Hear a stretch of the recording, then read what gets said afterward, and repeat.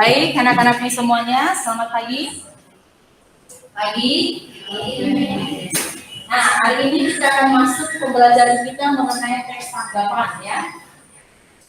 Teks tanggapan. Nah, kalau kita bicara mengenai tanggapan, pasti yang ada di pikiran kamu apa? Tadi ada mengatakan Julius, apa katakan Julius? Kenapa? Saran. Kemudian kalau yang lain ada mengatakan komentar, gitu ya. Nah, ketika kita mau misalnya ada sebuah karya, contoh lukisan atau karya sastra yang lain, misal cerita, ya. Nah, pernah nggak kamu menanggapinya? Oh, ceritanya ini kurang bagus, harusnya ditambah lagi konfliknya supaya lebih enak dibaca, gitu kan? Nah, atau bisa contoh gambar, jika menanggapi sebuah gambar itu bisa jadi, oh menurut saya ini kurang menarik karena bla bla bla. Nah, coba lihat yang depan kamu itu bukunya, buku depan kamu covernya itu. Sekarang kita perhatikan apa itu dengan teks tanggapan. Tanggapan sama nggak ya dengan mengomentari, memberikan kritikan dan seterusnya. Nah, kalau dikatakan tanggapan itu berarti dia bentuk pujian atau dukungan. Pujian, dukungan, hingga kritik dan penolakan terhadap suatu karya. Oke. Berikutnya, dia bisa sebagai bentuk apresiasi dan dapat membangun. Nah, artinya tanggapan kita itu harus membangun dan tidak boleh istilahnya tahu harus menjudge. Ya, komentarnya menjudge gitu ya. Tapi ya, itu bahasa Indonesia gitu ya. Tapi biasanya sering kamu di bahasa populer yang itu. Nah, itu membuat hati orang lain tidak enak ketika kita mengomentari. Tapi kalau kita menanggapi, kita belajar teks tanggapan ini, kita belajar bagaimana menanggapi sesuatu itu dengan cara memberikan penilaian yang membangun. Ya. Nah, berikutnya, apa sih itu sebenarnya teks tanggapan? Nah, di sini teks tanggapan kritis. Teks tanggapan kritis adalah teks yang berisi kritik tajam terhadap suatu hal yang mengenai kesalahan. Oke, di sini teks tanggapan kritis adalah teks yang berisi kritik tajam terhadap suatu hal yang mengenai kesalahan.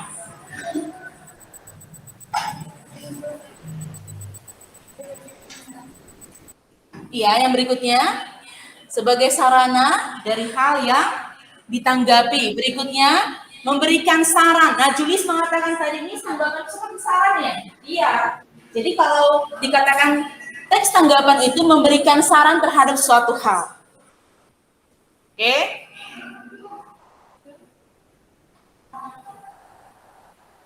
Oke, berikutnya di sini ada bicara mengenai pro dan kontra. Nah, tadi ulangi lagi, kalau kita bicara mengenai pro dan kontra, mendukung atau menolak, itu berarti masuk ke bisa dikatakan debat atau diskusi dan seterusnya, ya. Berikutnya. Nah, sebelum kita masuk sebenarnya apa sih teks tanggapan itu? Ini sama nggak teks tanggapan ini dengan esai? Sama nggak teks tanggapan ini dengan contohnya surat pembaca? Ya, sama nggak? Ya, komentar, ya, memberikan komentar. Nah, berikutnya teks tanggapan kritis sama dengan esai atas surat pembaca. Nah, esai membahas suatu masalah sesuai sudut pandang penulisnya. Misalkan ada sebuah masalah, tapi masalah itu memang harus yang aktual ya. Kalau aktual dikatakan dan faktual, sama nggak faktual dengan aktual? Beda ya. Kalau dikatakan aktual berarti beritanya bagaimana? Atau informasi yang baru terjadi. Tapi kalau dikatakan dengan faktual, yang benar-benar nyata gitu ya. Jadi kalau dikatakan esai itu berarti dia Kalau dikatakan esai, masalahnya itu harus yang baru terjadi. Dan dia membahas sebuah masalah itu dengan sudut pandang dia sendiri. Misalkan nih, mengenai ini semua tanya Nathan Hendra. Nathan Hendra, misalnya ada sebuah kasus terjadi, ya. Nah sekarang inilah terjadi mengenai pembelajaran daring, misalkan saya teman-teman kita yang daring ya. Oke, pembelajaran daring menurut kamu itu kan merasakannya. Menurut pendapat kamu seperti apa pembelajaran daring? Iya. Pendapat kamu seperti apa?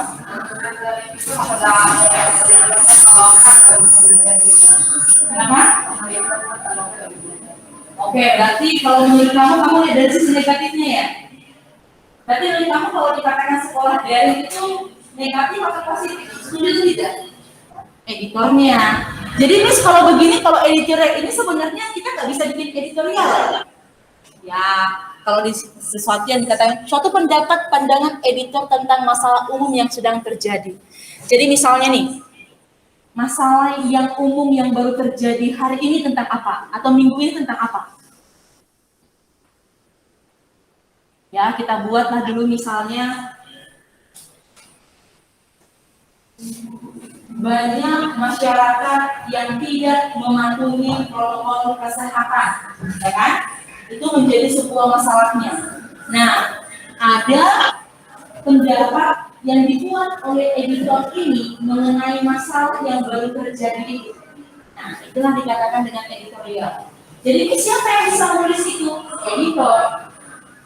Tadi ya. Jadi kita nggak bisa nulis ya. Ya. Jadi jawab, oke? Nah, lanjut. Nah, kalau kita bicara mengenai tanggapan kritis yang tadi, ya sampai di sini ada perbedaannya. Perhatikan kalau dikatakan teks tanggapan kritis sama dengan esai atau surat pembaca. Jadi dia tidak sama dengan artikel ataupun editorial, gitu ya. Jadi kalau dikatakan dengan artikel ini sebenarnya orang yang ahli dalam sesuatu hal itu yang bisa membuat itu. Misalnya dia ahli dalam sebuah bidang sastra misalnya, kemudian dia mau membuat artikel tentang sastra. Kalau editorial ini yang membuat itu siapa? Editor. Nah, yang sama itu adalah yang esai atau surat pembaca. Esai atau surat pembaca itu tergantung kepada sudut pandang orang yang mau memberikan pendapat atau argumennya. Nah, sekarang coba dibuka bukunya.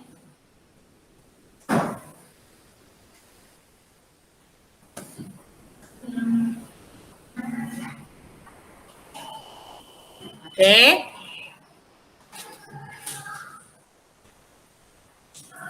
Coba kamu berikan tanggapan kamu itu tentang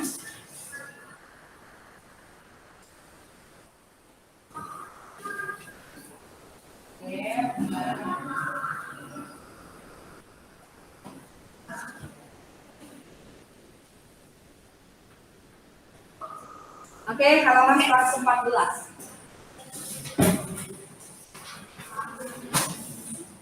Halaman 114. Nah, ini ada teksnya itu ya. Teksnya itu pencipta makanan pedas dalam hidup bisa hidup lebih lama katanya. Kalau dia cinta pedas katanya bisa hidup lebih lama. Coba berikan tanggapan kamu tentang hal itu. Lihat, coba baca teksnya. Judulnya menarik nggak? Menarik, tidak menarik? Menarik, ya. Masa dengan cinta pedas itu bisa hidup lama? Jadi yang suka yang manis akan hidup lebih, maksudnya singkat loh hidupnya gitu. Tapi sudah suka pedas, paling lama gitu, bukan ya? Jadi coba dibaca teksnya, berikan tanggapannya. Tanggapan dari tergantung sudut pandang kamu sendiri. Oke, berikan waktunya. Yang menonton film, oke. Nah, ini mau tanya novel atau film yang kamu tonton itu, ya, itu kamu suka karena apa? Contoh, novel apa yang pernah kamu baca? Nah.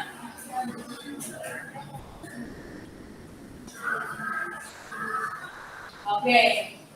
judulnya? Dikta dan hukum. Dikta dan hukum. Dia menyukai itu latar belakangnya karena berbicara mengenai hukum-hukum yang Indonesia itu. Oke. Nah, film apa yang kamu suka? Suka? Jadi apa itu?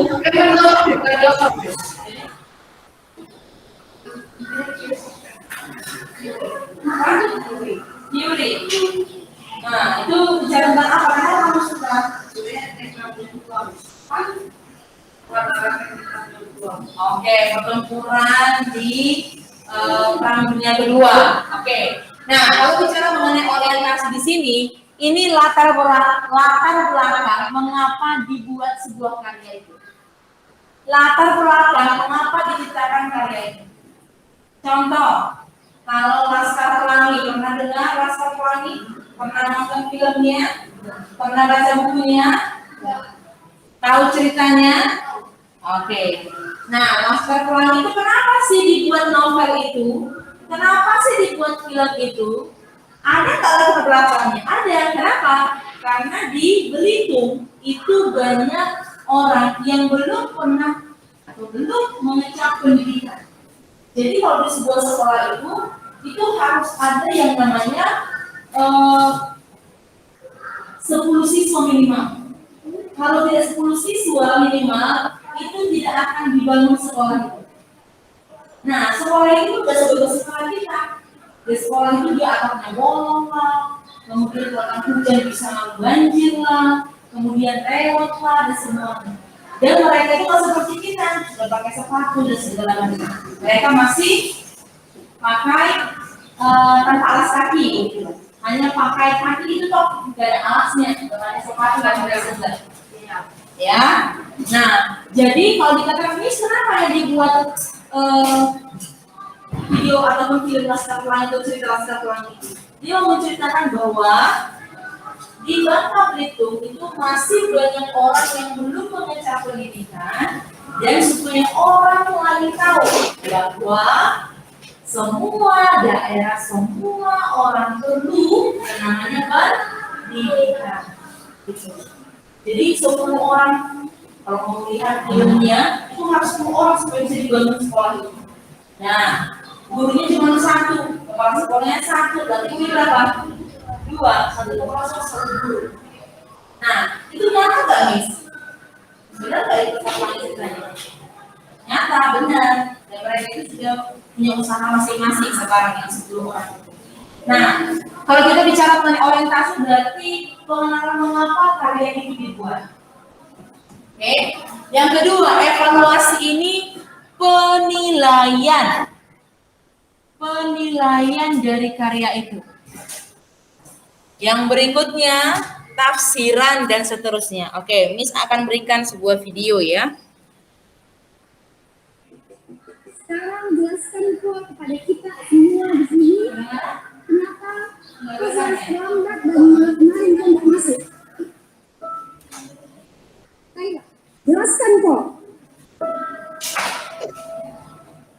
Bicara kok. Kaya. Jelaskan ke teman-teman. Karena gara-gara saya, kalian semua hari pertama saya terlambat rumahku dengan berdarah.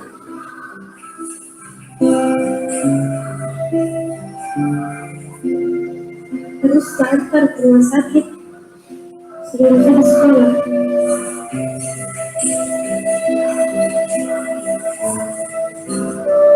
Hari kedua saya terlambat ke sekolah karena harus ke rumah sakit.